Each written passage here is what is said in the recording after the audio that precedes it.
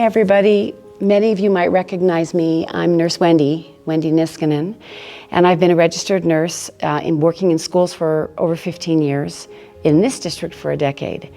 And the district was really forward thinking when they decided that it would be best and safest if they hired a COVID response coordinator. And so as a registered nurse, I will be doing that work for the district. That will free up the other nurses to be taking care of our other children and the responsibilities around those. So in that role, I'm going to be speaking with you and communicating very regularly, especially if there are changes in the guidance.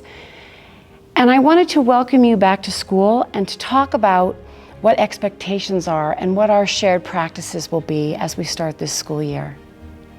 As you know, we'll be starting for the first 6 weeks doing comprehensive distance learning, but our staff will be in buildings and they will be doing one of our most important shared practices, which will be self-screens every morning, ensuring that they're feeling well and that they have not been in contact with someone who is sick or has a positive case of COVID. They will be wearing masks. They will be social distancing. These are all expectations that we can have of each other as this school year begins and goes on.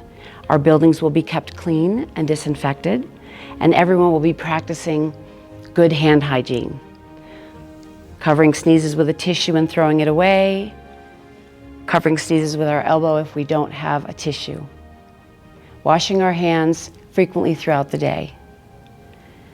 So during these 6 weeks, as we're doing comprehensive distance learning, there are a few things you can do to help your student feel comfortable coming back into the building. Wearing a mask can be very difficult. You'll notice mine is off. It's off because I'm socially distanced just for the duration of this interview. You can teach your student how to put masks on and off, and we're going to talk a little bit more about that in the coming weeks.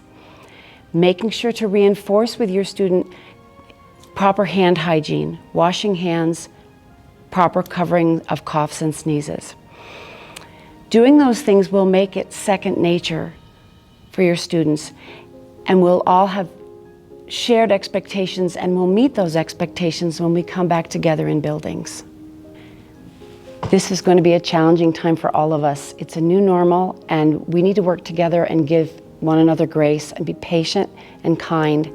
That will help our children and our young adults feel more calm in this stressful time. You may have many questions after this really brief introductory video. I want you to feel free to share those questions, reach out to your building principal.